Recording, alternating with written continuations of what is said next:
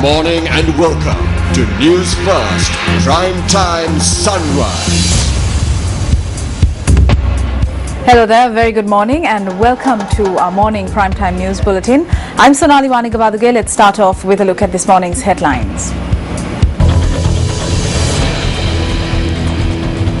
Curfew in Alugam and Berwala to be lifted from 8 a.m. today. Talk successful. Ordinary services will be resumed from today. A statement by the Government Midwifery Services Association. Iraqi Prime Minister dismisses senior army officers for failing to perform their national duty.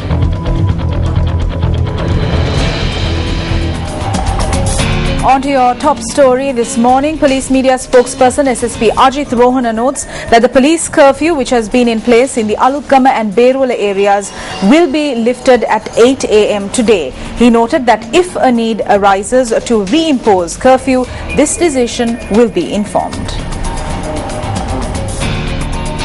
The police curfew that has been imposed in Alugama and Berwala police areas will be terminated at 8 o'clock today, and in addition to that we have arrested 45 suspects in connection with the offences of breaking of police curfew, and in addition to that the violent acts and criminal activities. 25 out of 45 have been remanded. We have deployed 5 police teams including CID and CCD in order to conduct investigation and to apprehend the suspects who were involved in criminal activities. We have deployed police officers in Mafti in order to observe the situation in the areas.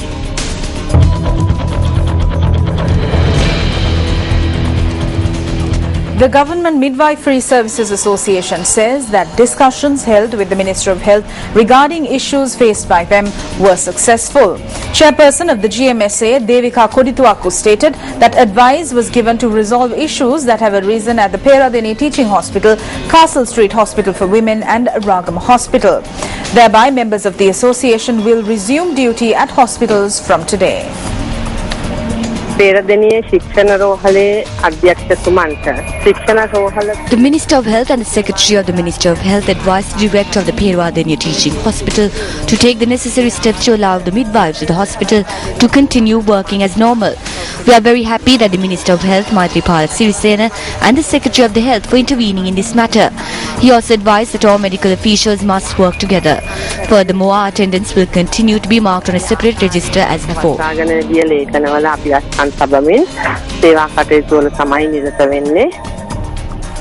Members of the GMSA carried out this protest for the past 6 days.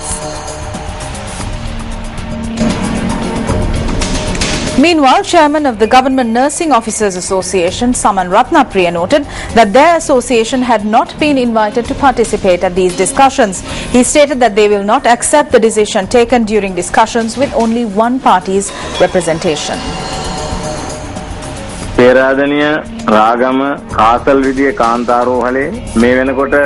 The strike action carried out by the members of the GMSA at the Peradeniya Teaching Hospital, Castle Street Hospital for Women and at the Ragam Hospital were intentional. They are plotting to disrupt services in the health sector. Furthermore, we would like to state that a decision cannot be arrived at by only holding discussions with one party.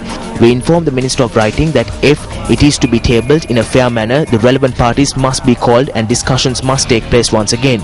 If the decision which was arrived at the meeting held at the GMSA is deemed unfair to the GNOA, we will have no choice but to engage in a strike action.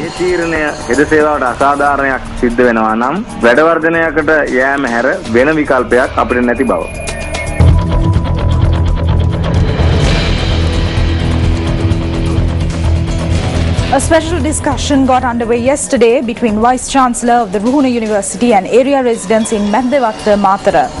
Recently, a group of students of the University of Ruhuna protested against the decision taken to host the Dietacurul exhibition at the university premises.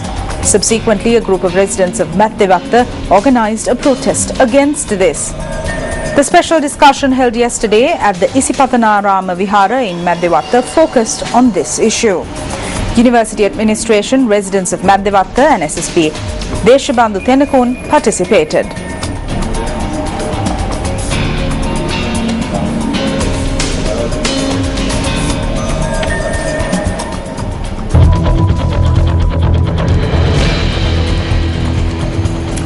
fire that had erupted in the Nilgala Reserve in Monaragala has been contained. Meanwhile, yet another fire erupted at the Kubukkana Kodigala mountain, also in Monaragala.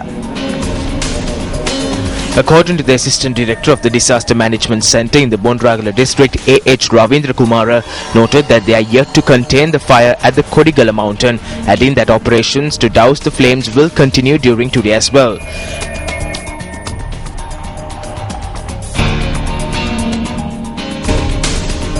Meanwhile, the Assistant Director of the District Disaster Management noted that the fire which erupted in the Nilgala Reserve in Monaragala has been contained. Steps had also been taken to contain a fire that erupted in Monaragala.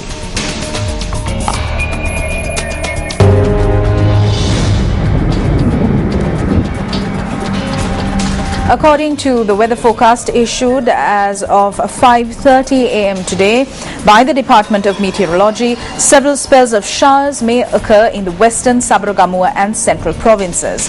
Duty meteorologist Channa Rodrigo elaborated further.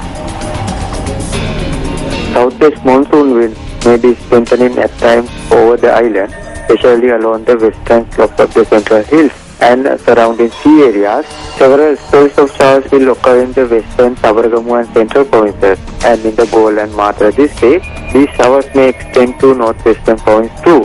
Southwest monsoon winds may be strengthening at times over the sea areas around the island. There will be showers or thunder showers at several places in the sea areas of coast extending from Putlam to Patrilaya Goal. Winds will be southwesterly and wind speed will be about 30 to 40 km per hour. Wind speed can be strengthening up to 50 to 60 km per hour at times in the sea areas around the island. The sea areas of coast extending from Mana to Potwila, Colombo and Goal will be very rough at times, as the wind can be strengthening up to 70 to 80 km per hour at times. The other sea areas around the island will also be rough at times. That wraps up Primetime Sunrise. Up next is Good Morning Sri Lanka. Hotline 0114-896-896. www.newsfirst.lk. Feedback at newsfirst.lk.